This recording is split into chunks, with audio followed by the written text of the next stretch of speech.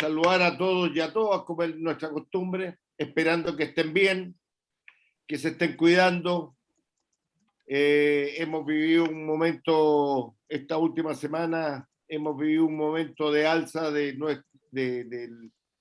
contagio y esperamos que empiece a bajar sinceramente, que nos pueda volver a retomar nuestras actividades normalmente, fundamentalmente lo que dice en relación con el campeonato. Es lo que todos esperamos. Hacer fútbol desde la pantalla no es grato para nadie, no es propósito.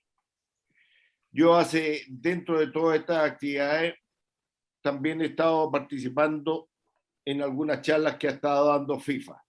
Y en una de ellas me encontré, además, con una charla espectacular que la dio un tocayo mío, que me pareció todavía más espectacular por esa razón. Él es Luis Fernando Ramírez, actualmente director técnico del Departamento de Evolución de Educación de Conmebol, miembro de la Comisión Técnica Docente de la Conmebol. Él es miembro de los que otorgan las licencias, para explicar que en la Comisión Docente es los que otorgan las licencias de estudio, las licencias Conmebol. Él es miembro de esa comisión docente. Es licenciado en Psicología y orientador educacional, fundador, director del Centro de Desarrollo de la Inteligencia, miembro del claustro de honor de la Asociación Mundial de Educadores Infantiles, miembro del Consejo Nacional de Educación y Cultura de la República Paraguaya desde el 2008 al 2016, miembro del Consejo de las Metas Educativas 2021 de la Organización de Estados Iberoamericanos, fundador de la Red Latinoamericana de Fútbol y Transformación Social, vicepresidente de las Olimpiadas Especiales de Paraguay, creador del método Partidi, educación por medio del fútbol, entre otras muchas cosas. La verdad, y le pido disculpas, le acorté su información porque era larguísima, me iba yo a demorar mucho en nombrarla. También comparto con Luis, además de que somos tocayos en nombre y el interés por el fútbol, es que en alguna vez compartimos un interés por deporte y valores, que a mí particularmente me tocó desarrollar en el Club Deportivo Universidad Católica, y él ha trabajado en Paraguay con esto, y yo creo que debe ser el método Partidi que está ocupando. Así que para mí es un tremendo honor, gusto, orgullo, Luis Fernando, tenerlo y que haya aceptado nuestra invitación. Como le digo a todos, yo estuve en esa charla que usted dio para FIFA y que me pareció espectacular, y lo único que quería era que pudiéramos transferirla a nuestros técnicos, que pudiéramos transferirla a nuestros jugadores, y como alguna vez le expliqué, de alguna u otra manera todos somos líderes, cada uno es líder. Vicente lidera el equipo de trabajo en la selección, los jugadores que entran a la cancha tienen que liderar, tienen que tener también un líder. Bueno, todos somos un líder, y por lo tanto se me hacía tan importante poder tener una charla con usted y que en parte nos transfiriera sus conocimientos, su información, lo que usted ha desarrollado en todo este tiempo. Así que un gusto enorme, realmente, como le digo, es una, ¿cómo se dice? Somos privilegiados en tenerlo con nosotros y que nos haya aceptado la invitación. Así que, Vicente, para que usted salude a Luis Fernando. Bueno, Luis Fernando, un gusto tenerlo acá. Nosotros estamos ya trabajando duramente en un proceso de desarrollo. Chile, de alguna manera, fue el último que llegó al futsal, pero creo que estamos en un proyecto muy vigoroso y venimos recuperando posiciones, así que usted forma parte de ese engranaje. Creo que una charla de este tipo nos va a venir bien a nosotros, a los que estamos trabajando en la NFP, para todos los que están, lo van a escuchar, que son, obviamente hay chilenos, recién mandaron saludos de Arica, que es la ciudad que está más al norte de Chile, hay gente de México, hay gente de Perú, pero fundamentalmente hay jugadores y entrenadores, y además esto se graba y se sigue replicando nuevamente. Así que bienvenido, Luis Fernando. Ojalá que su charla nos sirva, yo creo, estoy seguro que sí, para nuestro proyecto. Bueno, muchísimas gracias, Vicente. Muchísimas gracias, Luis Tocayo. Es un gusto, un placer enorme poder compartir con ustedes. Gracias por la invitación. Me siento muy honrado de que me den la posibilidad de compartir con ustedes. Y me la ponéis muy difícil, Tocayo, porque con la expectativa y que tenés y que generaste, va a ser difícil esta conferencia cumplir con todas esas expectativas, pero vamos a trabajar para eso. Y lo primero que quiero decir, que una de las cosas que vamos a ver acá es lo que nos contaba don Luis al iniciar. Una de las cosas principales que tenemos que trabajar si queremos lograr éxito y resultado en este contexto, en este mundo de hoy, es compartir un mismo espacio ético. Es muy difícil cuando conformamos un grupo humano, y hoy una de las cosas que más nos muestra la pandemia es esto, y lo vamos a ver ahora, no compartir los mismos valores, no compartir los mismos principios. Y fue una hermosa, gratísima sorpresa. Yo comencé hacia los años 98, 99, una experiencia de fútbol y transformación social.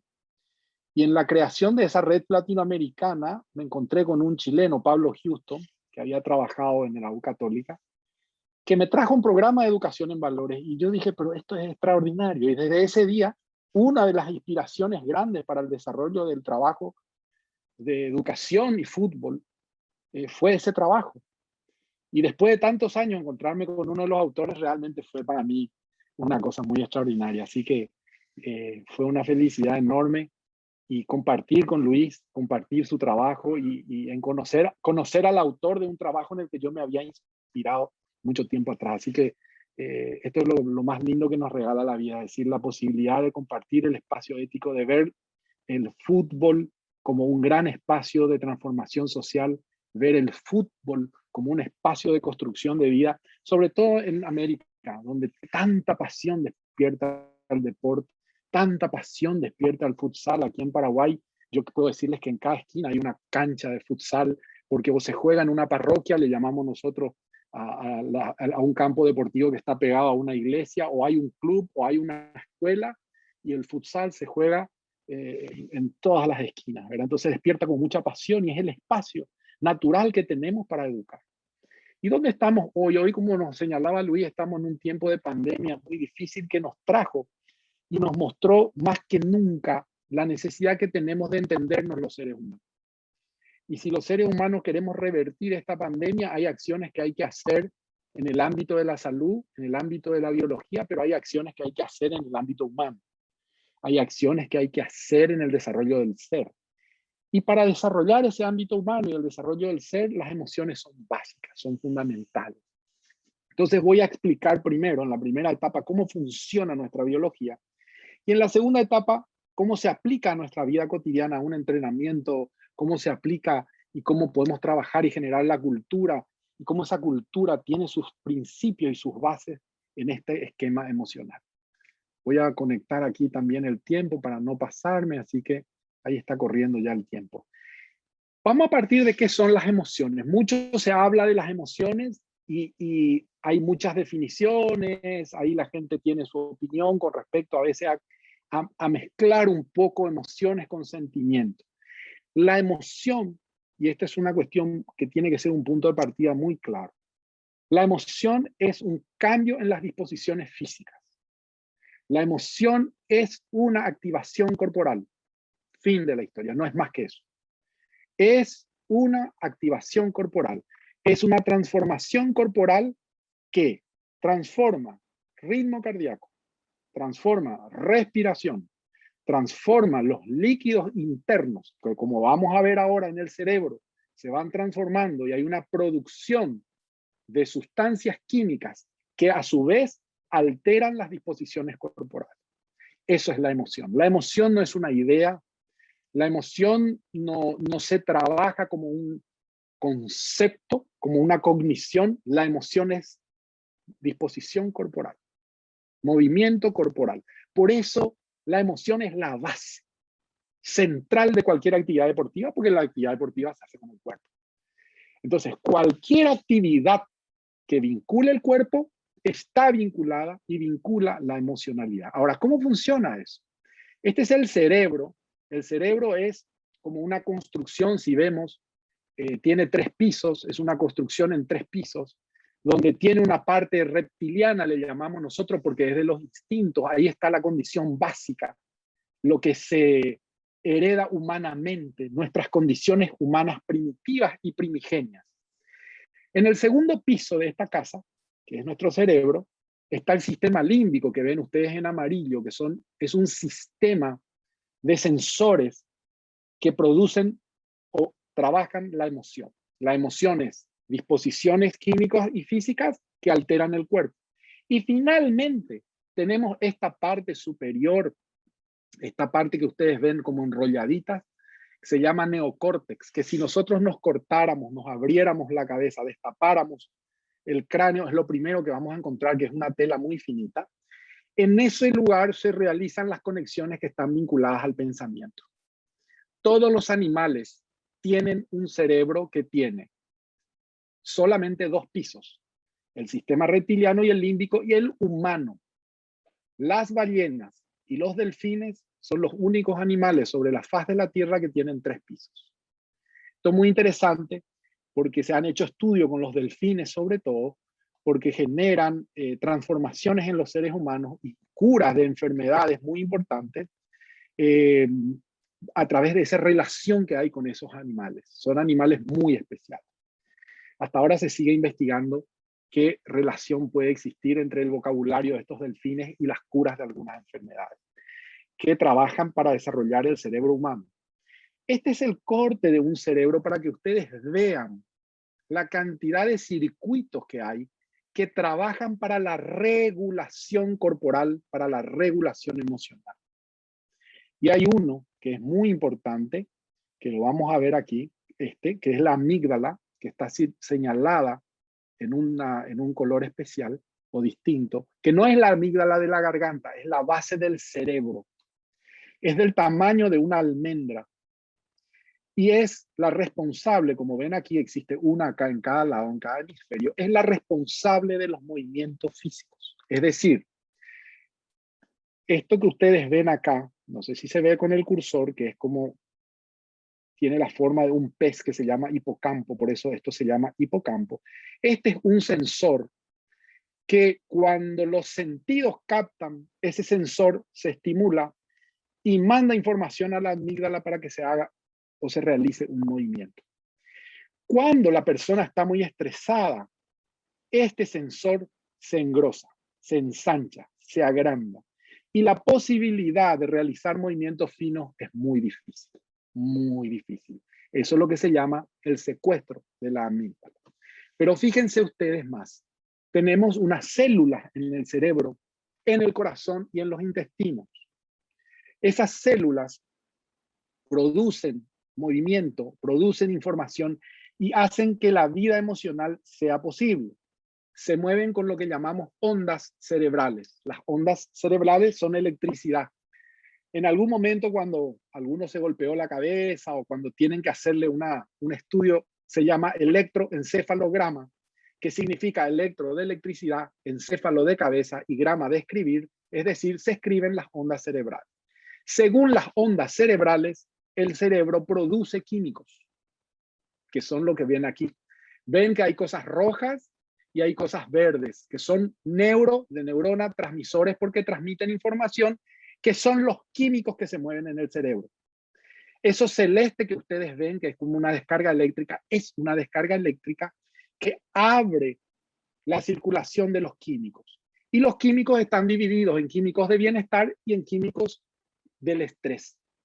Por ejemplo, el cortisol, las adrenalinas, las noradrenalinas y las serotoninas, las dopaminas y las oxitocinas, que son las sustancias de bienestar. Hay algunas características muy importantes. Cuando se abre la canilla que genera los transmisores del estrés, se cierran las canillas que generan los transmisores de bienestar. Voy a poner un ejemplo. Cuando una persona se topa con un, vamos a suponer, solo para graficar, con un elefante, el cuerpo se prepara para huir, para correr, para trepar, para saltar. Entonces no se puede generar o liberar en el torrente cerebral y sanguíneo sustancias químicas de bienestar. Esto nos ocurre todo el tiempo. A veces, al iniciar un partido, cuando vamos a arrancar un partido de fútbol, el estadio está lleno, hace la misma situación que el elefante. Se cierran los canales de bienestar y se genera la adrenalina y todo el cortisol. Por lo tanto, la persona se estresa. Habíamos dicho que el estrés produce el engrosamiento de la amígdala, por lo tanto, los movimientos van a ser torpes. Eso es lo que pasa a veces con un jugador, incluso muy técnico, que entró y la pelota le pasa por debajo de los pies, cuando está en un partido o cuando entró en un momento o en una situación muy caliente. O en los nobles jugadores que debutan y pareciera que no tienen estado físico porque en la primera corrida están ahogados, y no están ahogados por una falta de estado físico, están ahogados porque hay un exceso de adrenalina que no pudieron manejar, que no pudieron administrar. Esto que vamos a decir, que funciona el ser humano, funciona así siempre, siempre funciona así el ser humano, en una oficina o en una cancha de fútbol. Cada uno tenemos nuestros elefantes, cada uno tenemos nuestros indicadores por los cuales nos estresamos, y eso es inconsciente, pero genera memoria corporal. Y esto es muy importante para los entrenamientos. Como genera memoria corporal, no da igual entrenar con adrenalina y cortisol que entrenar con dopaminas y serotoninas. No es lo mismo, porque el circuito cerebral en la calidad del movimiento va a ser absolutamente distinta, absolutamente diferente. Por lo tanto, un entrenamiento tiene que tener la intensidad emocional de lo que quiero conseguir. Cuando yo tengo un entrenamiento muy largo, que no se parece a la actividad que voy a tener el fin de semana, el cuerpo está registrando y tiene memoria. Y va a funcionar con la memoria que registró. No va a funcionar con lo que le digas, con lo que le hables. No va a funcionar. Va a funcionar con la memoria corporal. Por eso, contarles algunas anécdotas. Una vez voy a un club donde trabajaba en fútbol de campo y le pregunto al entrenador qué está haciendo. Y me dice, estoy entrenando definición. Llevaban media hora y no habían acertado el arco. Y yo le digo, profesor, usted está entrenando para errar. ¿Pero cómo? Me dice. Claro, los chicos todavía no acertaban el arco. Entonces, la repetición de un ejercicio no se puede hacer sino como exactamente queremos que pase. Y si estamos entrenando definición, tenemos que acertar el arco. Ese es el primer punto más importante, porque el cuerpo va a registrar ese movimiento físico, esa disposición corporal con una emocionalidad. Y todo eso tengo que lograr en el entrenamiento. En el futsal todavía es más complejo que en el fútbol de campo. ¿Por qué? Porque tenemos poco espacio y las cosas ocurren con mayor velocidad. Tengo que tomar más decisiones en menos tiempo y en menos espacio. Por lo tanto, el entrenamiento debe ir siempre acompañado de un nivel óptimo del desarrollo emocional para que mi cuerpo esté relajado, para que pueda hacer el ejercicio adecuado, el gesto técnico adecuado. Si yo varío y ese jugador se tiene que estar defendiendo de una emocionalidad, por ejemplo, rabia o frustración, su movimiento físico no va a ser el adecuado. Entonces, no es solamente suficiente manejar bien la técnica, los movimientos, los gestos técnicos, la táctica, sino también manejar un equilibrio emocional permanente. Y para eso hay estrategias que vamos a ir compartiendo. Lo importante es que entendamos que esos líquidos, esos químicos que se generan en el cerebro producen reacciones físicas. Así, por ejemplo, tenemos un sistema de amenazas que se llama adrenalina y cortisol, que producen la lucha, la huida, la protección, la seguridad. Entonces, ustedes imagínense un jugador con el que hemos generado adrenalina y cortisol, él o lucha o huye, o se protege. Y son los momentos en que un jugador se fue. Cometió una infracción, hizo una jugada de más, cometió una infracción que claramente era imposible o inadecuada en ese momento. Claro, porque como está dominado por el cortisol y la adrenalina, va a tener que luchar, huir o protegerse. Cuando él está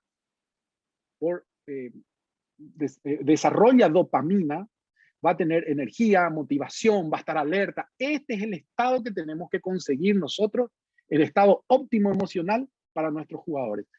Y quizás con la oxitocina y la endorfina, calma, seguridad, confianza, ¿verdad? Entonces tenemos que transitar en este espacio verde con un sistema de calma y con un sistema de incentivo y búsqueda con este escenario azul. Esto también se entrena y esto también se trabaja en lo que es un cuerpo técnico. Me hace acordar de una experiencia que tuve como entrenador de básquetbol. Hace muchísimo tiempo trabajé en el básquetbol y me tocó ser entrenador de un equipo principal. Jugábamos la final, habíamos ganado la primera, jugábamos la segunda en una cancha que queda en el interior del país. Habíamos jugado en la capital el primer partido y al entrenador le habían expulsado. El entrenador titular, yo era su ayudante. Me tocó ser el titular en ese partido. Fuimos al interior y el estadio estaba imposible, repleto, no se podía respirar literalmente de la gente. Y la hinchada comenzó a agredirle a nuestras jugadoras, era básquet femenino, con monedas, con papelitos, cada vez que hacían una bandeja que iba a entrar. Entonces, nuestra jugadora principal entró en pánico. Entonces me dice el técnico, pedí un tiempo y sentala, sacala del partido. ¿Cómo sacar? Sacala del partido. Bueno, pido un tiempo, la saco, la siento, cambiamos el equipo, pusimos jugadoras aguerridas, pusimos jugadoras que a lo mejor técnicamente no estaban bien dotadas, pero tenían como mucho temperamento, mucho coraje, conseguimos equilibrar con un sistema defensivo el juego. Y el entrenador me dice, sentala acá en la esquina. Él estaba detrás, porque estaba el cuerpo técnico, y va y le derrama un balde de agua helada a la jugadora. Yo miro con sorpresa y digo, pero ¿qué hecho tan primitivo? Conclusión, la jugadora salió de su estado de shock, entró a jugar, fue la jugadora del partido, y bueno, en fin, nos quedamos con el campeonato, etcétera, etcétera. Pero quiero contar la anécdota, porque después, leyendo todo lo que es el desarrollo neurológico, lo que hizo ese señor, ese entrenador, un gran entrenador, un sabio de sabiduría popular, fue justamente cambiar su estado emocional a través de una acción corporal. Con el tiempo se sofisticó ese sistema y hoy lo que hacemos es poner unas bolsas de hielo para que el jugador sentado se ponga la bolsa de hielo para hacer el mismo efecto que este señor había hecho de una manera quizás mucho más brutal. Entonces, ¿qué quiero decir? La emocionalidad es un cambio de estado corporal. Nosotros tenemos que lograr en un tiempo, cuando yo hago una pausa, que el jugador se siente en el banco y no hable, primero tiene que cambiar su disposición emocional corporal. Lo podemos hacer a través de la bolsa de agua fría, lo podemos hacer a través de procesos de respiración, lo podemos hacer a través de muchas circunstancias. Eso hay que entrenar y eso tiene que estar preparado. Después de 2 minutos recién el profesor puede venir a hablar. Porque si no, si el jugador está en esta alerta roja, no recibe instrucciones. Esto pasa también en nuestro equipo de trabajo, pasa también en nuestra oficina. Cuando tenemos una reunión y está muy caldeada el asunto y estamos discutiendo, a veces es bueno, hacer una pausa, tomarse un café, tomarse un poco de agua, tomar un poco de té. Y parece mentira, pero eso distiende. Porque como la emoción es física, es corporal, la única manera que tiene la emoción de salir es a través de algo físico. Y lo físico, yo siempre digo, y esto trabajo en el consultorio con gente que hoy viene con pánico, porque hay mucho pánico hoy, y trabajo tres componentes principales, pero el primero es la conexión con su emocionalidad y a través de ejercicios de respiración que después le llamamos meditación, que es lo que hay que hacer todos los días, hay que entrenar para que en un lapso corto de tiempo, en el caso del fútbol, yo pueda salir de un estado emocional y meterme en ese estado óptimo. Eso hay que entrenar. En conclusión, estas emociones nos enseñan que la psicología en el ámbito del deporte no tiene mucho que ver con la clínica de los problemas, tiene que ver con el mejor estado óptimo físico y mental para el rendimiento óptimo dentro del campo de juego, con los tres componentes, lo físico, lo técnico, táctico y lo mental. Eso se tiene que juntar. Esa es la inteligencia emocional y eso es lo que estamos produciendo. Fíjense ustedes que estas son las sustancias, dopamina, serotonina, oxitocina, noradrenalina y adrenalina, que al mezclarse generan situaciones. Somos un sistema eléctrico-químico. Entonces yo les decía tres cosas. La alimentación es fundamental, porque mucha harina o mucha sal o mucha leche o mucha actividad alimenticia que no contribuya a una buena alimentación o a una buena digestión. ¿Qué tiene que ver? El segundo lugar donde se produce más serotonina, que es la sustancia del bienestar, son los intestinos. Entonces, cuando yo trago el sistema digestivo, estoy trabando la producción de sustancias de bienestar. Entonces, fíjense ustedes cómo todo está encadenado. De hecho, le llaman el segundo cerebro a los intestinos, porque hay una conexión entre el cerebro y los intestinos. La alimentación es fundamental. La meditación, la alimentación y el ejercicio físico. Con esas tres cosas, las personas cambian su emocionalidad. Incluso en el consultorio me ha dado tremendo resultado para trabajar con personas con pánico. ¿Cómo funcionamos entonces? En resumen, tenemos un sensor. Ese sensor produce o envía a la amígdala, ¿se acuerdan la amígdala? Un impulso eléctrico y la amígdala genera una reacción corporal. Así funcionamos todos los humanos del mundo, salvo entrenemos nuestra capacidad de pensar.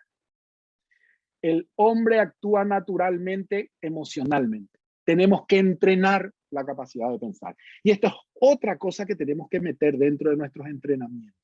También la cognición, la capacidad de pensar, la capacidad de tomar decisiones, la capacidad de tomar resoluciones. Eso se entrena para que yo tenga una impresión, suba a la corteza, le aplique la idea y luego salga una emocionalidad o una reacción corporal equilibrada. ¿Cómo se logra esto? Nosotros tenemos 5 sentidos.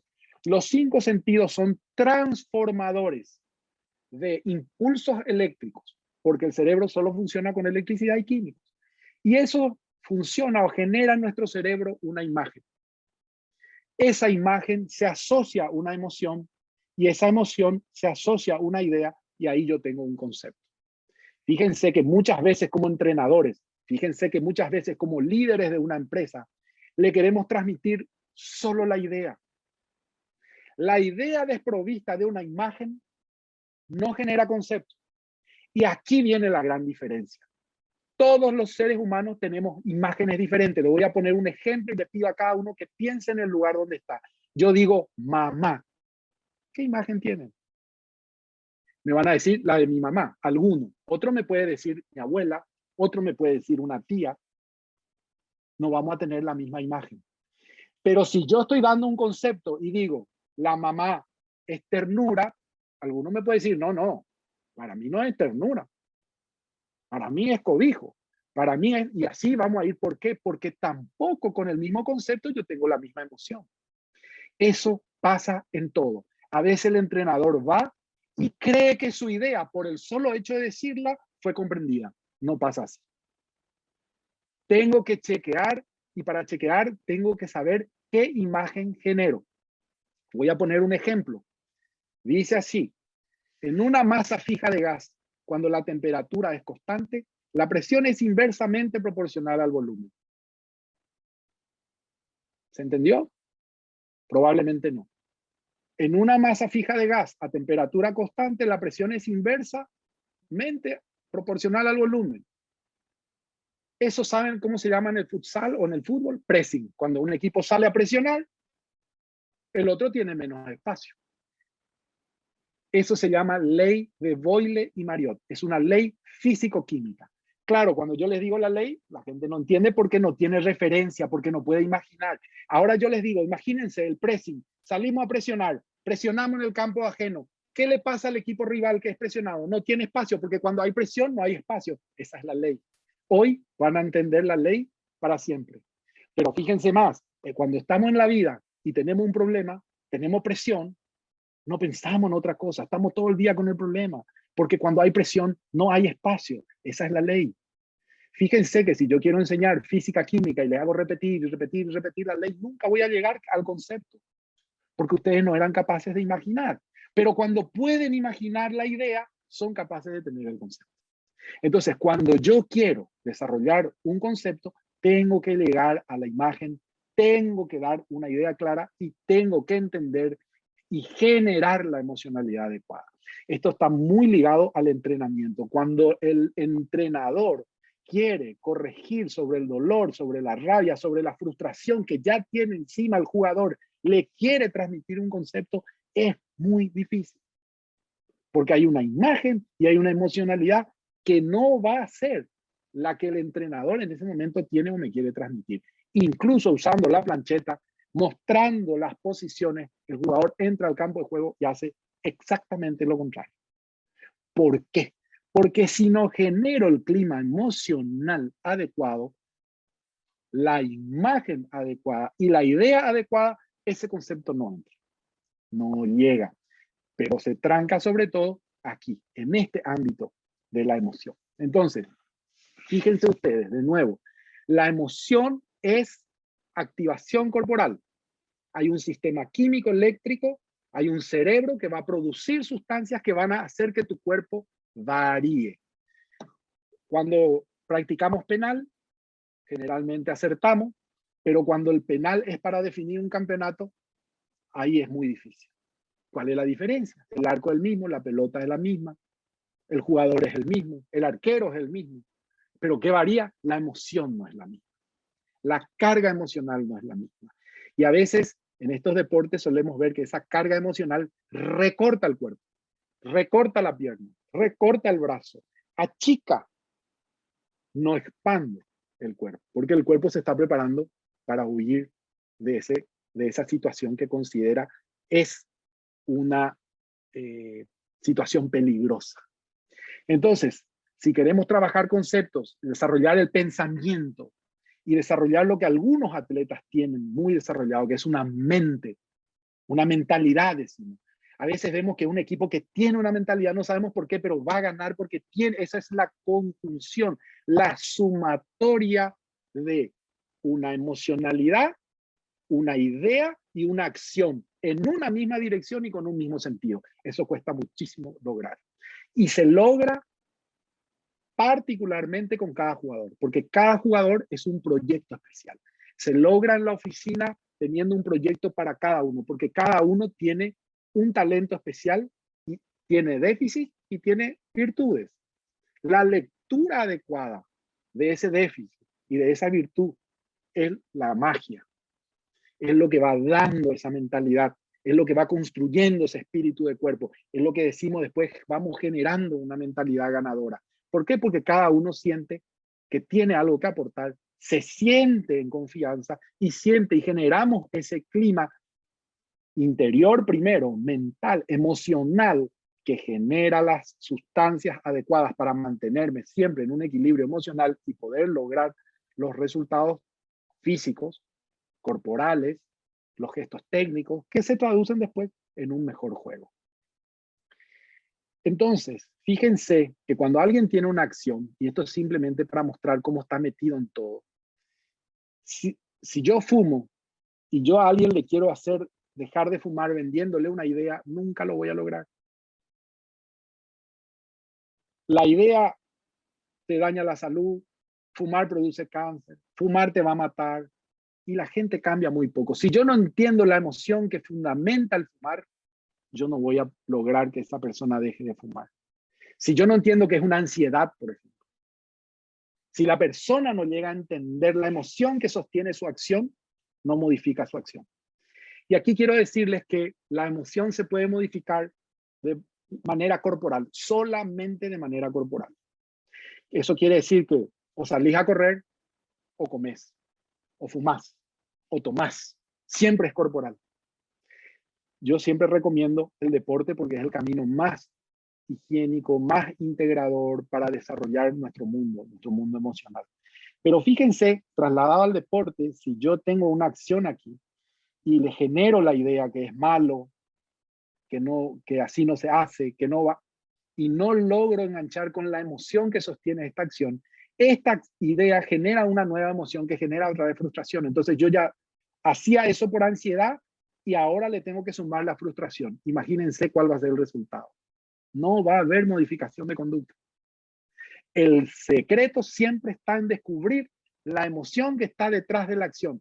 La emoción, porque si es miedo y yo le quiero convencer a alguien que tiene que entrar y hacer esa acción, pero tiene miedo, no lo va a hacer. No lo va a hacer. Yo tengo que poder llegar a entender su miedo y plantearle soluciones a su miedo para que se realice automáticamente la acción, casi por sí sola. Yo sé que hay preguntas, les pido disculpas. Vamos a dejar las preguntas ahí para un tiempo para preguntas.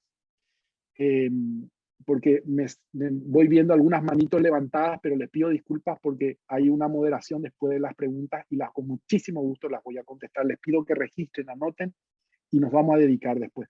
Esta foto simplemente les quise mostrar porque es la zona más afectada, es la zona que lleva sangre al cerebro y que cuando los músculos se tensan, hace que la sangre llegue con poca, llega un poco torrente, con poco caudal. O también a veces cuando estamos muy estresados, la sangre se pone muy pesada. Entonces no circula con toda la velocidad o con toda la cantidad que tiene que circular porque está muy espesa y nos empieza a doler la cabeza. Esta zona es la primera que se tranca y se obtura porque, claro, cuando hay tensión, los músculos se tensan e impiden una buena irrigación. El cerebro funciona con sangre y con oxígeno. Esto también quería mostrarles, sobre todo porque son profesores, entrenadores que van trabajando incluso en la formativa.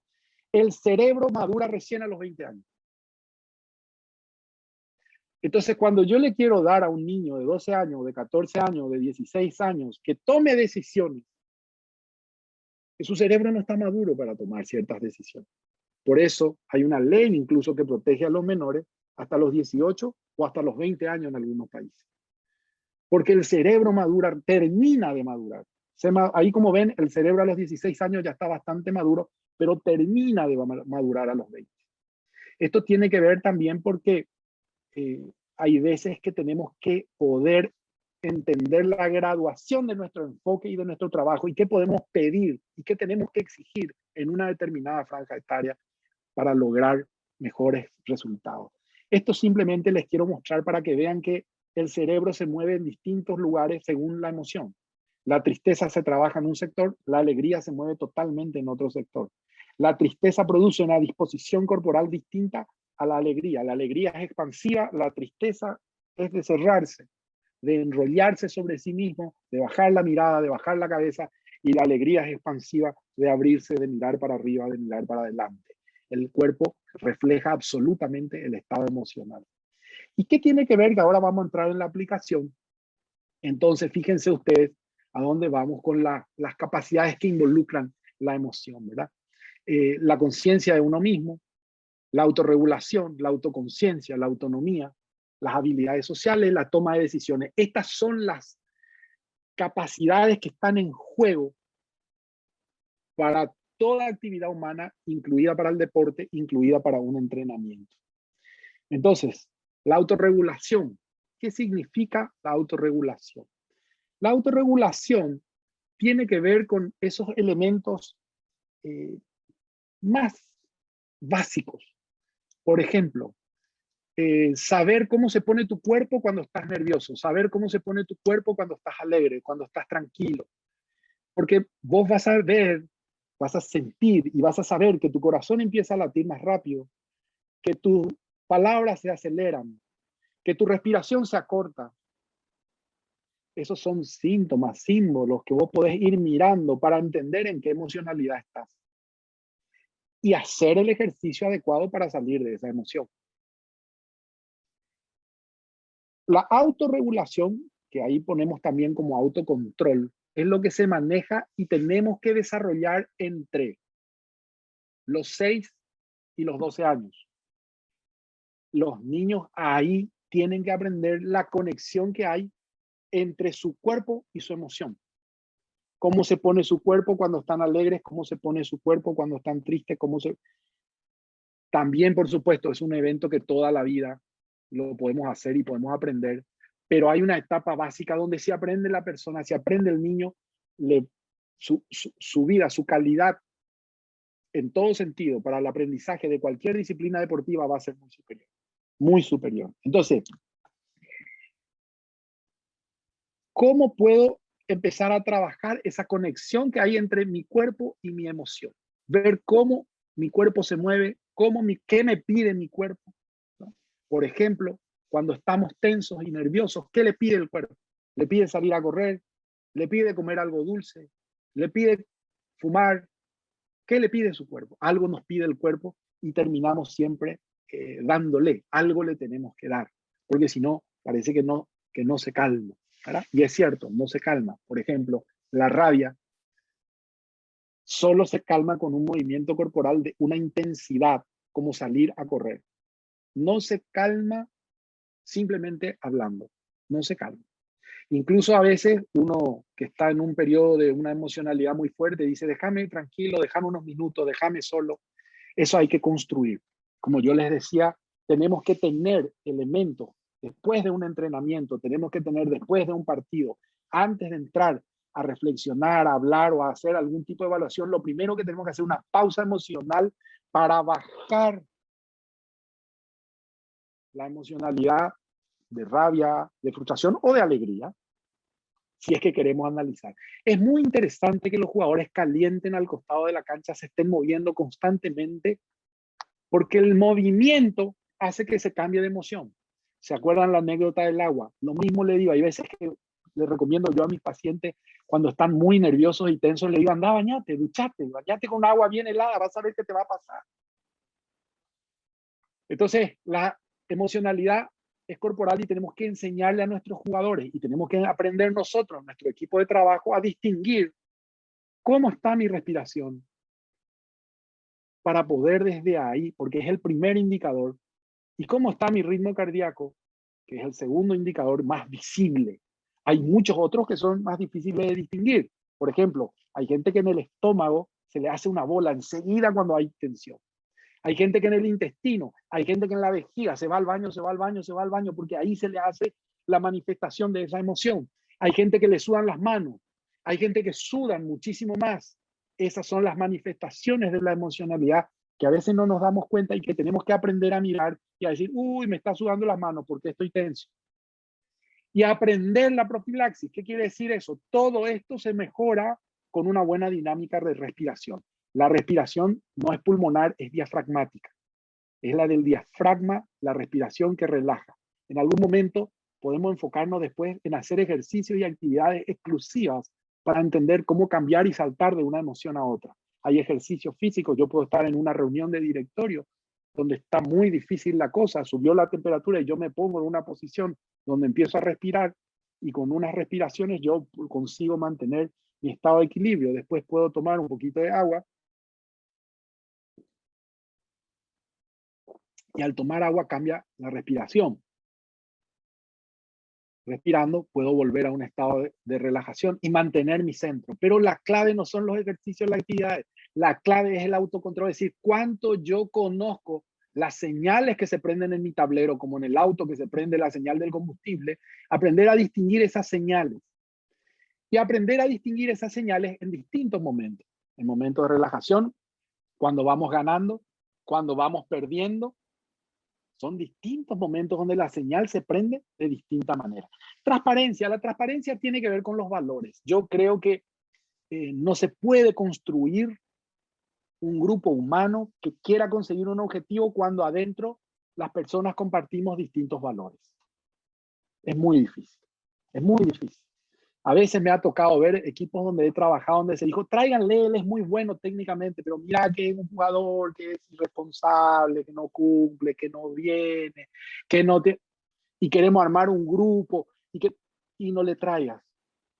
No le traigas, porque a la larga te va a perjudicar en esto de la transparencia, en la construcción de valores, en la construcción. ¿Por qué? Los valores se sostienen emocionalmente.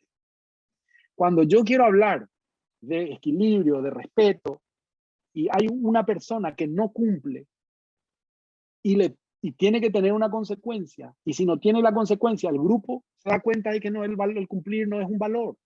Y cuando cumplir no es un valor, ¿qué pasa como equipo? Y se empieza a degradar absolutamente todo. Entonces, fíjense cómo la emocionalidad, una vez más, empuja a una acción tan importante como construir un grupo humano sobre los valores, sobre algunos principios orientadores que se trabajan desde esa concepción emocional. La adaptabilidad y la flexibilidad. Las personas que no sean adaptables y flexibles hoy están condenadas a sufrir muchísimo. Y una de las cosas que más cuestan la adaptabilidad y la flexibilidad es justamente porque cuando caemos en un estado de confort emocional, nos cuesta movernos, nos cuesta levantarnos, nos cuesta salir de ahí. Entonces, en esa autorregulación yo tengo que entender la adaptabilidad y la flexibilidad. ¿Eso qué significa? Tengo que entender qué exige de mí esa situación. Y cuando digo de mí, ¿cuál es el grado emocional con el que tengo que actuar? Eso siempre tiene que estar presente, eso siempre tiene que estar hablado, eso siempre tiene que estar compartido para la construcción de un equipo de trabajo. La autoconciencia. La autoconciencia pasa por ese conocer, ese distinguir las señales internas que hablábamos hoy y tener una valoración adecuada de esas señales. No soy bueno y no soy malo. La moralización de las situaciones emocionales a veces no vienen a cuento. Tengo que entender bien qué es lo que me pasa. Y aquí, a veces, en el entrenamiento, en la conformación de equipo, los que lideramos destruimos la confianza. Porque si yo al liderar no genero espacios para el diálogo, para la comunicación, siempre yo tengo la razón, siempre se tienen que hacer las cosas como yo digo, el equipo va perdiendo confianza. Porque la gente siente que su aporte no suma. Y cuando yo estoy en un lugar donde mi aporte no suma o donde nunca puedo sumar, finalmente mi nivel de involucramiento, emocionalmente siempre hablando, es bajo.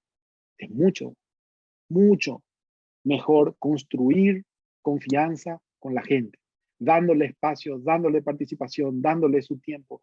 Y aquí, llevado a la parte deportiva, el entrenador, si no lo hace el psicólogo, porque a veces no tenemos la posibilidad, sobre todo en el futsal, de tener todo un equipo de trabajo, y incluso en el fútbol mayor también, no siempre, a no ser que sea un club muy especial.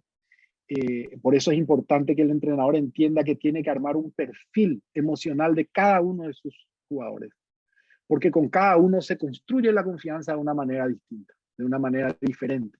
Yo tengo que saber a quién le tengo que hablar fuerte, tengo que saber a quién le tengo que animar, tengo que saber a quién le tengo que hacer repetir más, tengo que saber a quién ya está bien, tengo que saber a quién le puedo aflojar, tengo que construir un perfil de cada uno para poder trabajar esa confianza. Y lo mismo en nuestras situaciones cotidianas de trabajo. A veces le pido a un compañero algo que yo sé perfectamente que no me puede dar, con lo cual nos frustramos los dos. Entonces, cómo construir la confianza es una situación muy interesante, clave, que tiene que estar metida en esa dinámica de la construcción de la identidad de cada jugador, de la identidad de cada compañero de trabajo. Por lo tanto, la inteligencia emocional también se aplica a la gestión de las relaciones. Quiero contar aquí estos aprendizajes básicos, lo que tenemos que aprender. Y lo que más nos enseña hoy la pandemia es esto que le llamamos la pedagogía del cuidado. Tenemos que aprender a cuidarnos. En primer lugar, aprender a cuidarnos a nosotros mismos. El jugador tiene que tener su disciplina, tiene que tener su orden, tiene que tener su cuidado. Hay cosas que a veces no vamos a poder hacer si el jugador no se cuida. Y eso tiene que estar muy claro y tiene que estar muy compartido. También tenemos que aprender a cuidar al otro. Y el otro tiene 3 dimensiones. El otro cercano, mi grupo, mi gente, mi familia, mi equipo. El otro lejano, gente que conozco. gente con la que trabajo, con la que comparto, pero que no estoy todo el día, los directivos, el club, y el otro extraño, el público. Tenemos que trabajar con todos, más los que estamos en el mundo del deporte, porque trabajamos muchas veces para otros extraños o para otros lejanos. Fíjense, hay veces que el fútbol es la única posibilidad de la alegría de la gente. Entonces, podemos nosotros, fíjense la magia que tenemos en nuestras manos, de que podemos hacernos cargo de la alegría, de la tristeza, de la generación del sentido de la vida de muchísima gente. Y eso no es menor. Cuando uno trabaja con esa conciencia, cuando uno trabaja con ese sentido, su acción adquiere una dimensión totalmente diferente. No estamos chutando la pelota solamente. Estamos construyendo identidad, estamos construyendo comunidad, estamos construyendo bienestar. Por eso no da lo mismo jugar con unos valores que con otros. Porque lo que estamos transmitiendo es el sentido de la vida para muchísima gente. Por lo tanto, tenemos una responsabilidad social. Tenemos una responsabilidad de una conciencia social. ¿Qué se hace? Trabajando con una de las cuestiones más importantes que considero tenemos que poner en marcha hoy, que es aprender a no agredirnos. En ningún sentido. La descalificación, el juicio. Tenemos que aprender a interactuar, tenemos que aprender a estar con otros, tenemos que aprender que cada uno tiene algo que nos puede aportar, que nos puede dar. A comunicar efectivamente lo que queremos, lo que sabemos, lo que somos, lo que buscamos. Y a trabajar y decidir en grupo. Estas son las cuestiones más importantes que tenemos que lograr y que tienen como base el desarrollo emocional, la aplicación emocional, el trabajo que yo les venía comentando antes, de esa conexión que comienza entre tu mente, o sea, tu cuerpo, tu emoción, tu idea, tu mente y finalmente la construcción de valores para ser ciudadanos que podamos ir caminando y cambiando nuestro entorno. Dejamos abierto ahora el tiempo para preguntas. Sé que ahí hay muchas y vamos a ir avanzando con las preguntas a ver si ahí podemos tener alguna idea más de actividad cotidiana, y si no voy a ir contando algunos otros ejemplos. Pero abramos ahora, porque ya es el tiempo, abramos ahora el tiempo de preguntas. Muchas gracias. Perfecto, Luis. Tenemos a Aarón Barrera. Aarón, ya está habilitado tu micrófono para que puedas realizar la pregunta. Hola, hola, muy buenas tardes, profesor. Muy atento a escucharlo. ¿Se escucha? ¿Se escucha, no? Se te escucha muy lejos. Ya, voy a acercarme al micrófono, ahí sí. Bien, ahora sí, sí creo que se escucha el profesor. ¿Aló? ¿Se escucha? Ahora sí. Te escuchamos, te escuchamos con dificultad, pero te escuchamos. Adelante, adelante. Ya, ok. Bueno, profesor, no está escuchando atentamente. Me presento, mi nombre es Aarón Barrera, soy entrenador de futsal. Y bueno, me gustó mucho hasta ahora la charla. Me voy directamente al tema relacionado, que es la autorregulación. Y en base a eso quiero hacerle esta pregunta. De acuerdo a la patología ejecutiva, ¿qué tan importante nombra la patología ejecutiva que viene con la función ejecutiva del ser humano, que es el sujeto no puede inhibir la respuesta, no puede iniciar la acción, el sujeto no puede tomar una decisión, el sujeto no puede mantener las metas y el sujeto no puede cambiar las metas? Bien, de acuerdo a esto, profesor, ¿qué tan importante es la inhibición de esta emoción o conducta para poder evitar o educar estas funciones ejecutivas que se les llama ahora la neurociencia? No sé si me explico bien, profesor. Muy bien. Lo que alcancé a escuchar, y me parece que es un aporte muy interesante en este sentido, Aarón. Lo primero que tenemos que conocer y que tenemos que instalar en cualquier proceso humano es generar dos condiciones: seguridad y confianza. Cualquier persona que no se sienta en un clima de seguridad y confianza, no podemos avanzar a los siguientes estadios. Voy a poner un ejemplo de cómo se va logrando. Vamos a irnos al grado de niño, porque usted me está hablando de las funciones ejecutivas y cómo desarrollar. Después vamos a extrapolar al adulto porque pasa igual. Seguridad y confianza. Yo y mi cuerpo. Si yo no domino mi cuerpo, si yo no tengo una situación coordinativa, si yo no trabajo la coordinación, no puedo saltar al siguiente punto que soy yo y la pelota. Yo, mi cuerpo y la pelota. Yo, mi cuerpo, la pelota y el otro. Yo, mi cuerpo, la pelota, el otro y el campo. Yo, mi cuerpo, la pelota, el otro, el campo, el adversario. Esa es la etapa para ir generando seguridad y confianza. Cuando yo domino mi cuerpo, le pongo la pelota. Cuando domino la pelota, le pongo el compañero. Cuando domino el compañero, le pongo el adversario. Pero si yo hago eso todo junto, no tengo posibilidades que esa persona que está secuestrada, y así se llama, busquen, secuestro de la amígdala. La amígdala, por el estrés que tiene, se ve de alguna manera muy engrosada, no posibilita seguridad y confianza, no posibilita los movimientos finos, la persona nunca va a salir. Entonces, para que logre desarrollar las funciones ejecutivas, necesito generar un clima en el entrenamiento de seguridad y confianza. Lejos a lo que en alguna época, cuando me tocó participar por el fútbol de campo, yo tenía entrenadores que eran muy agresivos y que decían ellos, no, yo te tengo que tocar tu fibra. Y te insultaban, y te agredían, y te trataban de inútil, y te denigraban. Y entonces uno dice, wow, ¿cómo sobre ese clima emocional de falta de seguridad y confianza se puede construir algo? Va a ser más difícil. Se puede, pero va a ser mucho más difícil. Mucho más difícil. Porque no todos los seres humanos funcionan ante ese mecanismo. Algunos sí, la mayoría no. Y cuando hay dificultades todavía, como las que estás mencionando, porque tiene desórdenes de alguna manera, si no genero condiciones de seguridad y confianza, que son condiciones basales, no va a haber ningún aprendizaje. Ningún aprendizaje. Nuestros entrenamientos tienen que ser entrenamientos que generen situación de seguridad y confianza. Cuando estamos en seguridad y confianza, podemos ir elevando los niveles de exigencia. Muchas gracias, profesor. Gracias, Aaron. Luis Fernando, hay una pregunta en preguntas y respuestas de Branco. Te la paso a decir. ¿Cómo puedo mejorar mi visualización de juego? Saludos. Bien, bien, bien, muy bueno. La visualización es un acto, y fíjate vos, la pregunta que te hago para que la pienses, ¿con qué emocionalidad visualizas?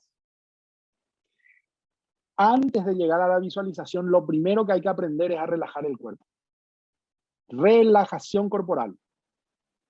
Una vez que aprendo a relajar el cuerpo, tengo que aprender a relajar las ideas, es decir, ese torrente de ideas que te van a venir y te van a venir y te van a venir, hay que aprender a aquietar la mente.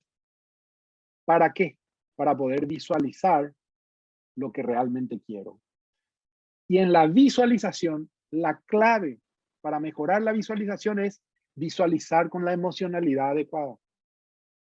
Cuando yo estoy visualizando y visualizo con miedo, ¿qué va a pasar? Cuando yo estoy visualizando y estoy visualizando un lugar precioso y ese día el partido, la cancha va a ser un infierno. O sea, la visualización no puede estar hecha lejos de la temperatura emocional de lo que quiero conseguir.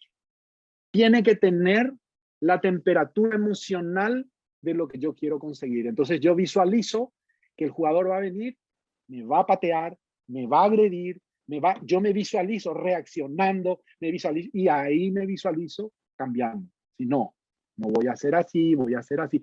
Pero si yo visualizo todo mágico, todo lindo, todo zen, puede no pasar nada al día siguiente, porque las condiciones que se van a presentar no son las que visualicé. Entonces la visualización, con su orden y sus pasos, que primero es la relajación corporal, que segundo es aquietar la mente, tercero es visualizar con exactitud. Y les cuento una anécdota contada por Ayrton Senna da Silva, un gran corredor de Fórmula 1, un atleta excelente, extraordinario. Dice que estaba en una de las carreras, llovía, era un sábado a la noche, había hecho él la pole, y Alain Prost, que era con quien competía, había quedado segundo.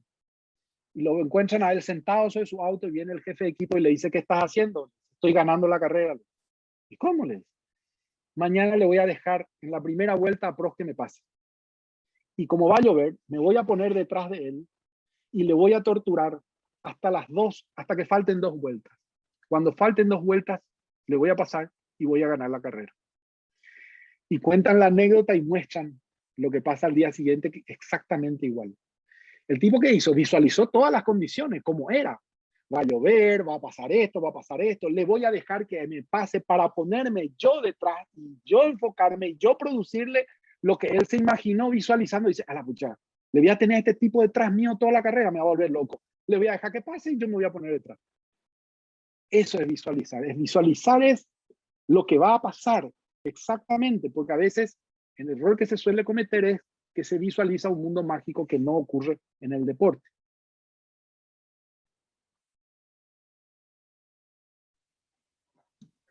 Camilo, ¿tenemos alguna pregunta? Si no, yo quiero hacer alguna intervención. Sí, voy a revisar. Por ahora no. Invitar a todos los asistentes que pueden levantar la mano y hacer la pregunta, y los que no quieren levantar la mano y hacer la pregunta, ellos pueden dar su pregunta en preguntas y respuestas. Profesor Vicente, lo dejo ahí para que le haga una pregunta a Luis Fernando. Luis, yo la pregunta es un poco, a ver, vamos a ubicarnos. A mí como entrenador, digamos que los entrenadores que hemos tenido distintas experiencias, equipos, por ejemplo, a mí me ha tocado tener equipo profesional, equipos amateur, distintos objetivos, entrenador de selección, entrenador de club, y muchas veces lo que uno quiere, y a veces los jugadores lo que quieren, no coincide con lo que pueden.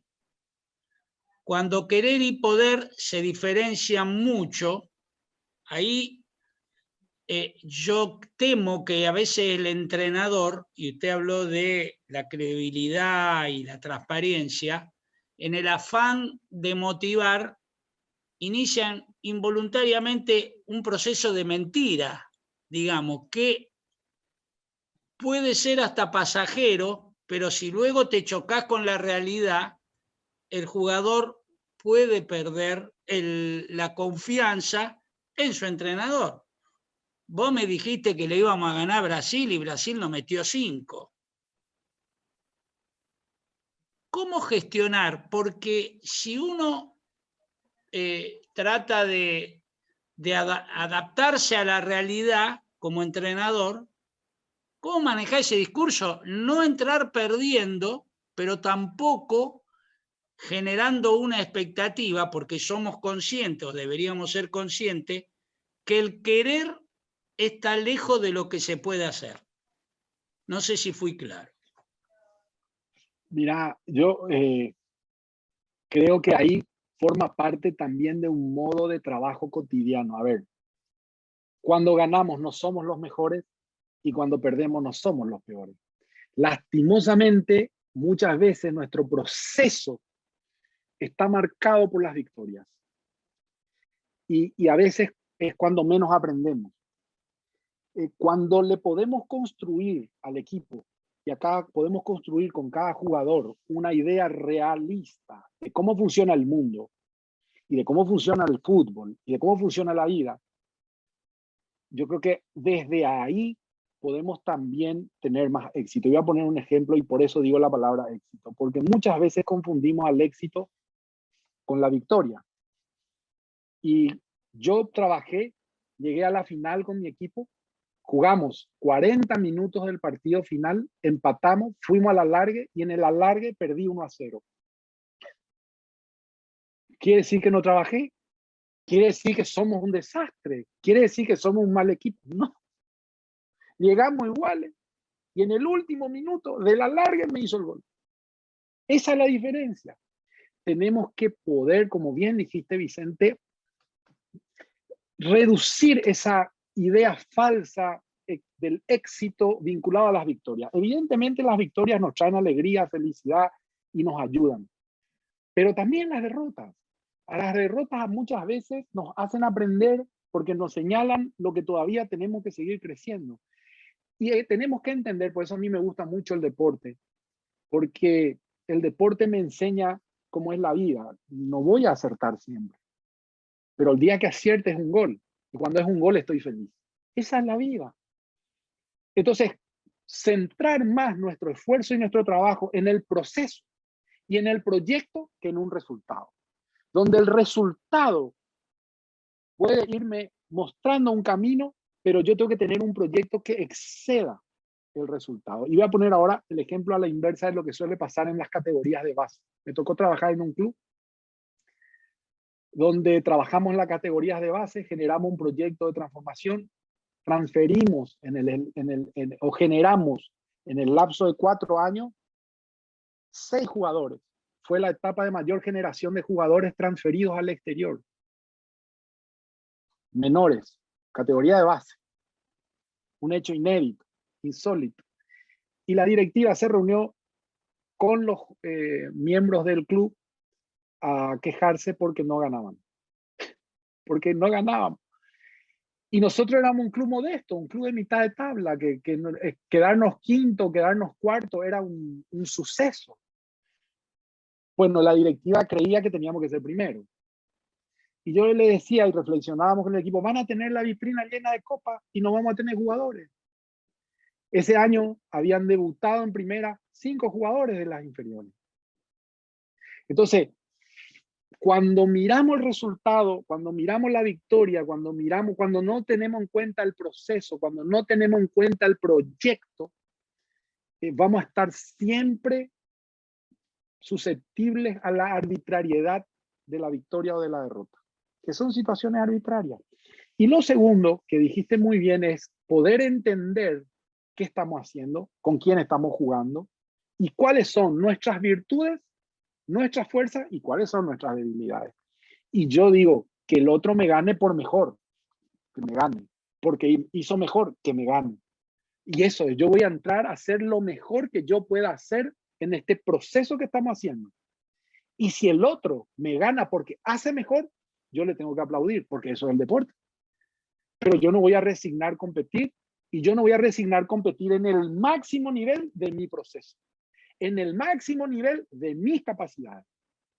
Pero no puedo desconocer que si hay una persona, o si hay un equipo, o si hay un deportista que tiene una capacidad mayor y por eso me ganó, yo tengo que estar feliz. Y le tengo que aplaudir y le tengo que felicitar. Y en todo caso, rebobinar para ver cómo puedo ir creciendo yo en mi proyecto.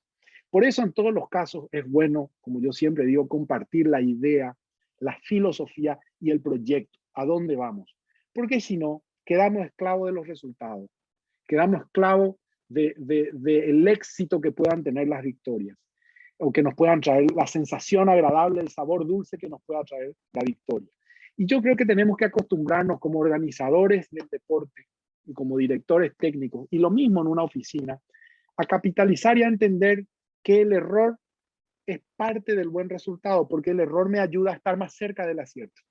Cada error me ayuda a estar más cerca del acierto. Entonces, en esa constancia, en esa repetición y en ese proceso, yo voy a lograr llegar al acierto, pero si puedo capitalizar el error. Ahora, si me quedo en el error, los procesos siempre se truncan, siempre se trancan, y es como volver a empezar, como volver a empezar, como volver a empezar. Y esa dinámica tiene que ver con el mundo emocional, es 100% emocional. Cuando no podemos entender los proyectos porque estamos apasionados, y la pasión nos lleva al exitismo del resultado, ¿verdad? Entonces, tenemos que poder entender y tenemos que poder trabajar, como yo siempre digo finalmente, el trabajo en una institución deportiva incluye a todos, cuerpo técnico y dirigentes. El trabajo emocional es también para el dirigente, porque el dirigente es un aficionado, un apasionado que cumple a veces una función dirigencial. Entonces tenemos que tener un entrenamiento también de sus emociones para que esa emocionalidad no vicie o no contagie a veces a un proyecto que viene bien. Entonces el trabajo emocional es para todos, es una construcción de equipo que es una sinergia entre la conducción, la gestión técnica, los jugadores y todo lo que es la familia del club, ¿verdad? Por eso yo creo mucho en este proyecto nuevo de las neurociencias y de incluir ese proceso en el deporte, para que la gente vaya viendo el valor que tienen nuestras emociones en nuestras decisiones. Y mucho más en el deporte, que es 100% pasional, ¿verdad? Entonces, tenemos que entrenarnos todos en el manejo de las emociones. Y a veces un buen proyecto es un proyecto que pudo transmitir esa idea y que pudo transmitir esos valores y que pudo transmitir esa conciencia a todos, ¿verdad? Es también a veces un trabajo que le toca lastimosamente al técnico, al cuerpo técnico, porque él es el líder a quien todos le respetan y a quien todos le quieren, y detrás del que están todos, directivos, jugadores, hinchadas. Y es bueno que así también lo pueda hacer y que le entrenemos a nuestros profesores para hacer esto. Y aquí digo, a veces suele haber como una dificultad para incluir los psicólogos, y está perfecto, me parece bien, pero sí tenemos que ayudarle al entrenador a que entienda la importancia que tiene su función y su rol desde esta perspectiva, y formarlos y entrenarlos para que ellos también puedan aprender a manejar su emoción. Me tocó una vez trabajar con un entrenador que me dijo: te quiero en el equipo, pero no quiero que vengas acá porque tú no estás listo para entender la figura de un psicólogo, pero yo quiero que seas mi psicólogo. Y todos los lunes nos reuníamos a evaluar lo que había pasado el fin de semana. Fue fantástico. Fue genial, porque yo le transmitía a él me transmitía a mí, íbamos construyendo, él hacía, pero teníamos como un trabajo, incluso fuera del club. Yo iba a los partidos, yo miraba, yo estaba, pero me encantó el tacto que tuvo ese entrenador para decirme: el club no está preparado para recibir. Esas son las genialidades que también tenemos que ir llevando y teniendo esa viveza para entender y para hacernos ayudar en algo que creemos o que sabemos es muy importante, ¿verdad? Ahí hay preguntas, parece. ¿Cómo generar confianza a los jugadores Sí, que provienen como problema de su base? Adelante, Camilo. Sí, tenía una antes de esa. Bueno, también en estas charlas nos acompañan nuestros árbitros del futsal, de nuestro campeonato futsal. En ese sentido, Valeria Palma, destacada árbitra nacional de futsal acá en Chile, también en Sudamérica, y esperamos que posiblemente esté en el Mundial, nos hace la siguiente pregunta. ¿Cómo podemos trabajar del estado de ánimo cuando cometemos un error en el partido? Muchas veces te queda dando vuelta la jugada, nos salimos del juego y del partido. Se pierde la concentración ahí. ¿Cómo se puede trabajar eso? Totalmente. Para los árbitros, todo un capítulo especial este mundo de las emociones, porque son los que absorben la emocionalidad. La emoción es contagiosa. Entonces, cuando alguien viene con mucha rabia, mantenerme en un equilibrio es un arte extraordinario. Entonces, el árbitro es el que, como una esponja, absorbe las graderías, absorbe la atención de los jugadores, absorbe, y administrar todo eso y mantenerse en un equilibrio es toda un aprendizaje. Y en esto que señala de cómo salirse, hay dos técnicas que son muy importantes. La primera, corporalmente hay que hacer algo, hay que hacer un movimiento corporal. En alguna pausa, en algún minuto, en algún tiempo, hay que hacer alguna actividad corporal, como incluso ponerse algo frío, tomar agua, hacer alguna dinámica, algún movimiento, de repente cuando vas a volver a tu lugar, un pique, una actividad corporal que distienda esa tensión que hay, y para eso hay que entrenar. Hay que entrenar porque también lo segundo es hacer algo mucho más sutil, más fino, porque la emoción se cambia con la respiración. Cuando hago una respiración diafragmática, que es llevar el aire a lo que nosotros llamamos la panza, inflar la panza, retener el aire, no respirar y relajar y soltar, eso relaja el cuerpo rapidísimo. Entonces, en una pausa, en un tiempo, el árbitro puede estar haciendo ese ejercicio concentrado, enfocado en su cuerpo, en su corporalidad. Lo primero que hay que conseguir es un trabajo en el cambio de la disposición corporal, o tomando agua, o mojándose la cabeza con algo frío, o haciendo estos ejercicios respiratorios. Ya va a haber un cambio en ese quiebre emocional. Y cuando eso se produce, vuelve a un estado de neutralidad. Esto hay que practicar, tiene que practicar antes para que en poco tiempo le salga. Entonces todos los días tiene que dedicarse a hacer lo que le llamamos meditación, que es como salir y entrar de una emoción. Eso hay que practicar, tiene que formar parte del entrenamiento de un árbitro. para finalmente trabajar lo segundo, que son las ideas. ¿Se acuerdan que teníamos imagen, idea y emoción? La emoción se cambia con una disposición corporal, pero a veces se queda la idea. Entonces hay que tener como un repertorio de ideas en donde hay que sistemáticamente trabajar, y eso se entrena, sacarse la idea de la cabeza. Ustedes van a ver que hay un jugador de tenis que siempre hace una serie de gestos para entrar en un estado de concentración.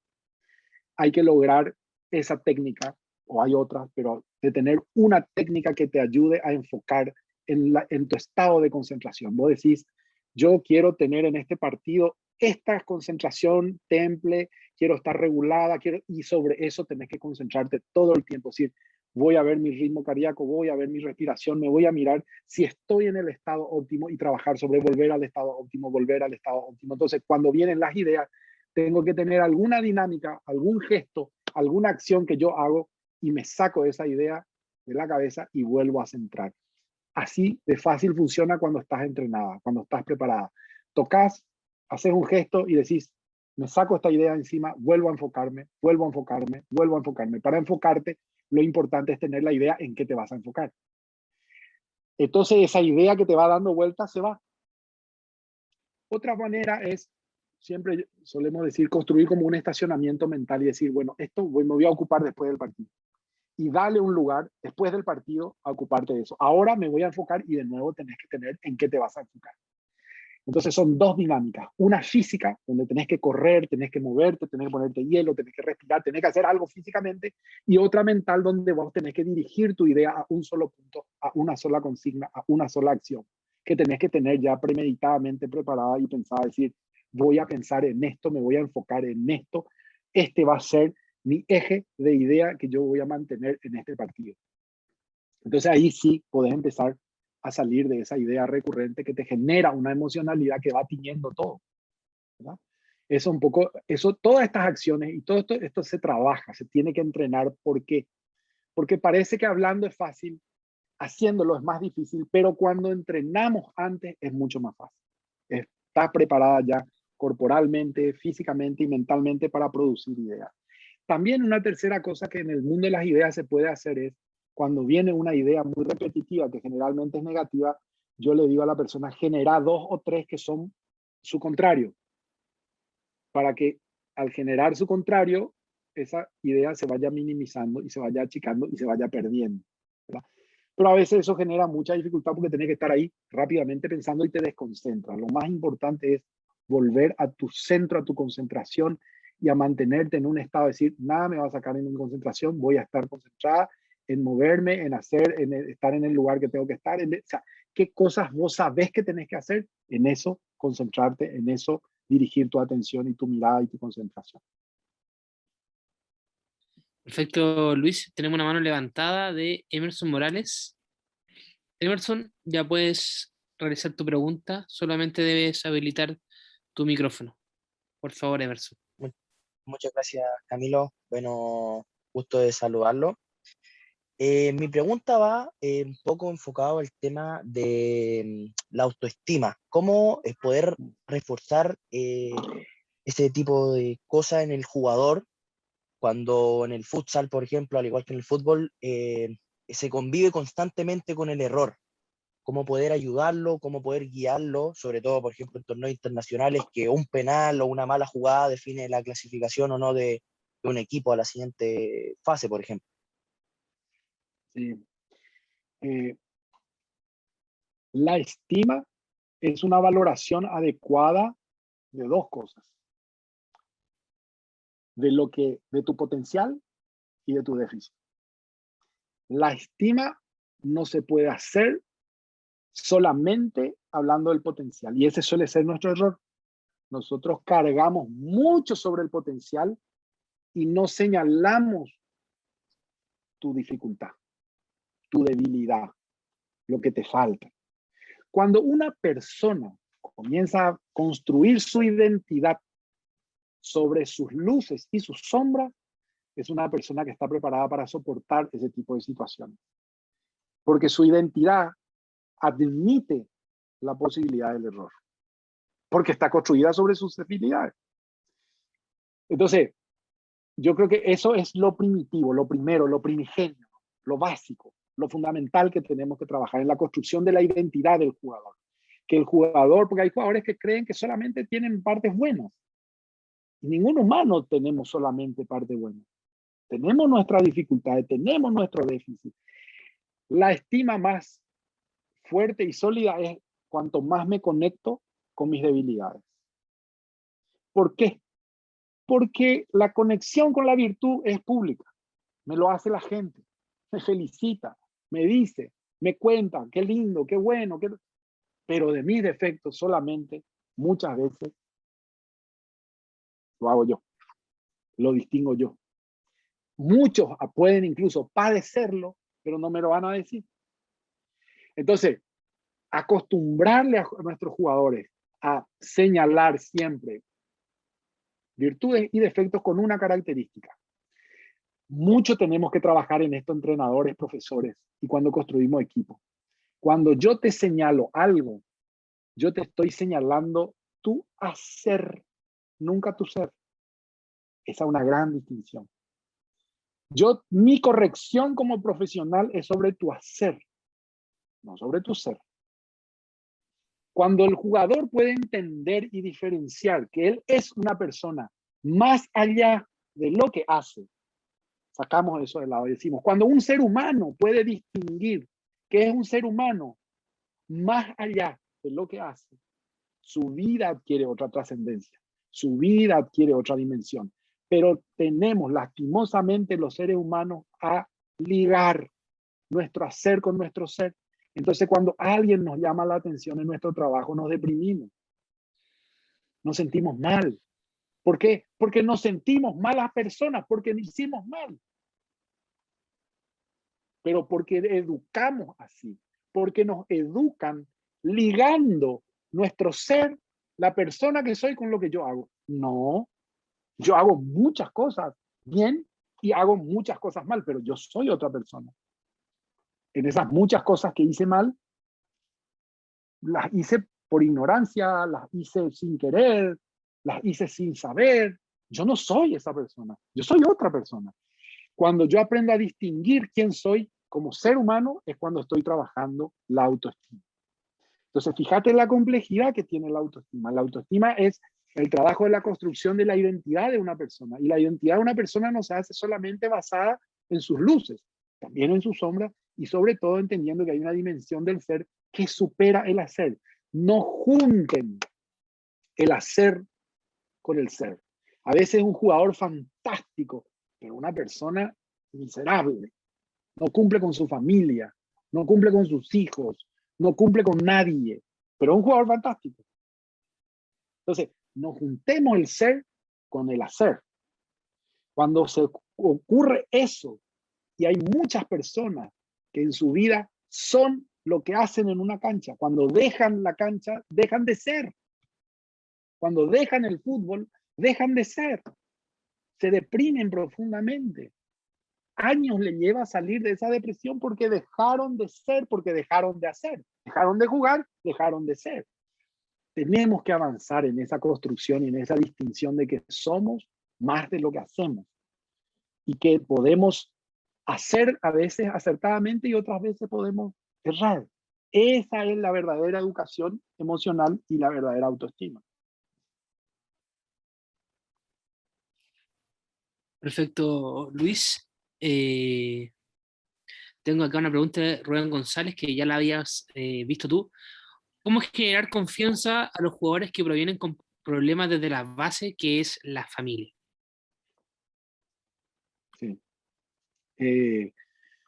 Hay veces que ahí el modo que vienen desde la base de la familia, el modo que tuvieron para educar no le ayudó a distinguir sus señales internas, porque viven en ambientes muy hostiles, que no, al no permitirle distinguir sus señales internas, son personas que están en sobrevivencia.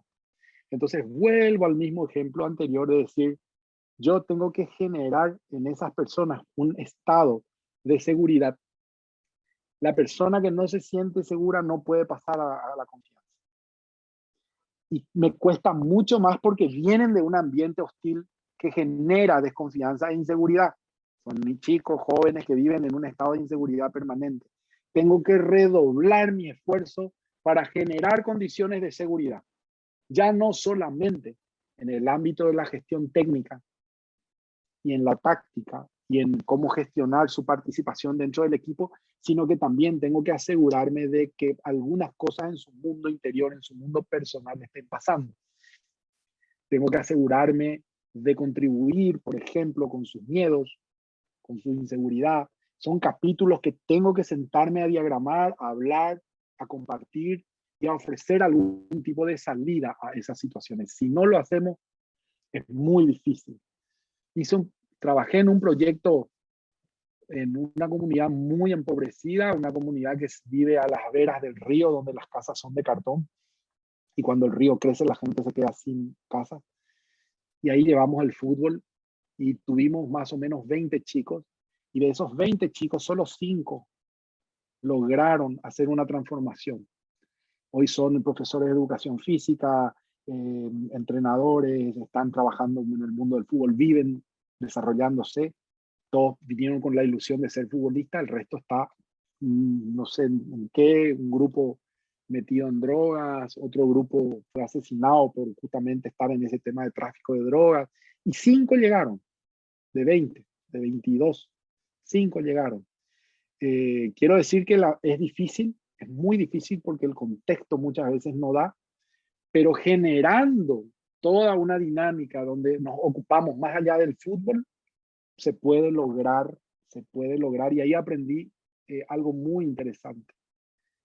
Me decía, yo trabajaba con ellos y les decía, tenemos que transformar el barrio. Y viene un día un chico y me dice, ¿por qué vos querés transformar este barrio? Yo lo que quiero es irme de aquí. Interesantísimo, ¿verdad? Entonces aprendemos cada cosa. Claro, en ese contexto es imposible lograr muchas cosas. Cuando llegan a un estadio de conocimiento de cosas, tienen la ilusión de ir a otro modelo, a otro estadio, a otras cosas. Y hay que poder acompañar y dar esos saltos. Si no, es muy difícil, es muy difícil. Entonces tenemos que generar condiciones más allá del fútbol, a través del fútbol, que generen mejor calidad de vida. Si no, es muy difícil, muy difícil. Le queremos pedir cosas, pero viven en una situación muy precaria, viven todos juntos, no duerme, no descansa, no come. A veces todo lo que ganan el fútbol lleva para que la gente coma, etcétera, etcétera, etcétera. Situaciones muy complejas que si no nos ocupamos y no se produce, perdemos muchísimo. A veces perdemos jugadores y perdemos un talento muy importante porque se quedan atrapados en esa condición y en esa situación, ¿verdad?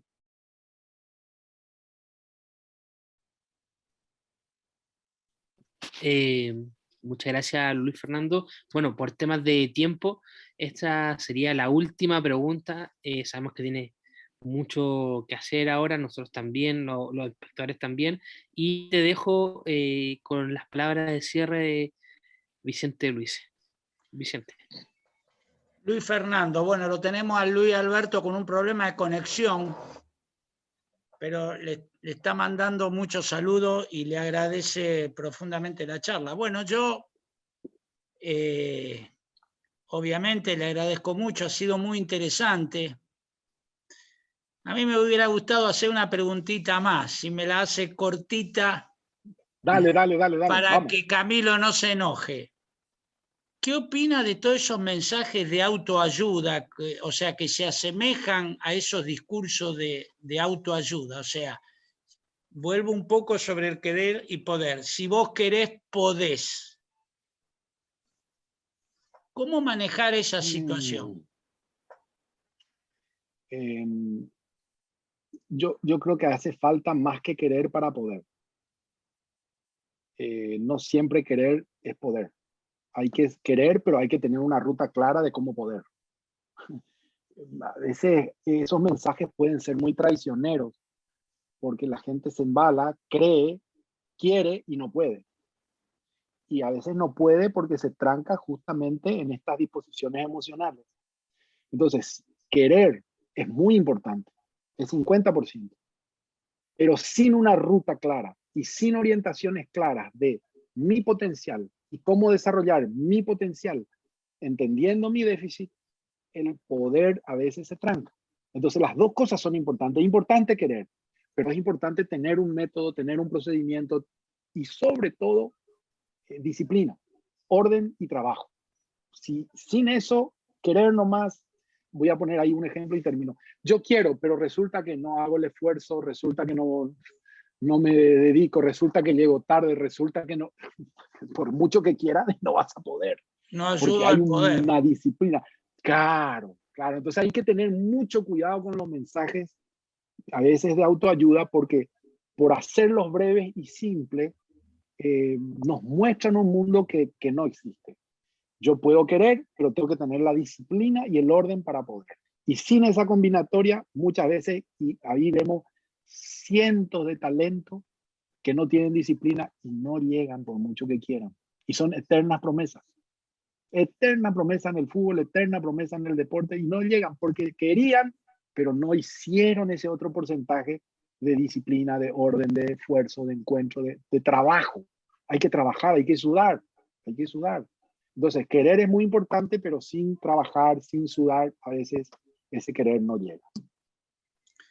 Luis, un gran agradecimiento en nombre de todos los que hemos participado acá y seguramente lo vamos a convocar de nuevo.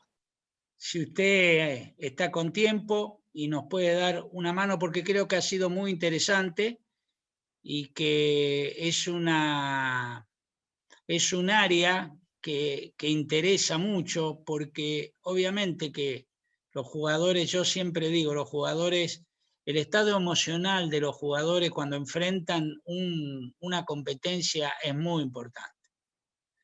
Y de hecho yo tendría muchas preguntas para hacerle, o sea, jugadores que tienen un problema, están en una competencia fuera de su ámbito, en otro país, por ejemplo, y el intercambio familiar, o por ejemplo, che, no jugaste, no te puso, era para vos, y que generan, mire, yo hubiera tenido muchísimas preguntas para hacerle, pero lo vamos a convocar, Luis, y agradecerle profundamente la presentación de hoy. Muchas gracias, Vicente. Gracias a vos, a Luis, y respetos. Un gran saludo a todos y encantado porque realmente hoy vimos como un concepto teórico, después tendríamos que ir a la práctica, cómo hacer para salir de estos estados emocionales, ¿verdad? Así que hay mucho por delante. Feliz de la vida y muy agradecido a ustedes. Un gran abrazo, Vicente, en tu nombre, a Luis y a todo el equipo. Gracias, Luis Fernando. La vamos a editar nosotros y yo apenas la tenga, aparte de publicarla, se la voy a enviar. Gracias. Muy agradecido. Buenas noches. Que tengan buenas noches. Nos vemos. Gran abrazo.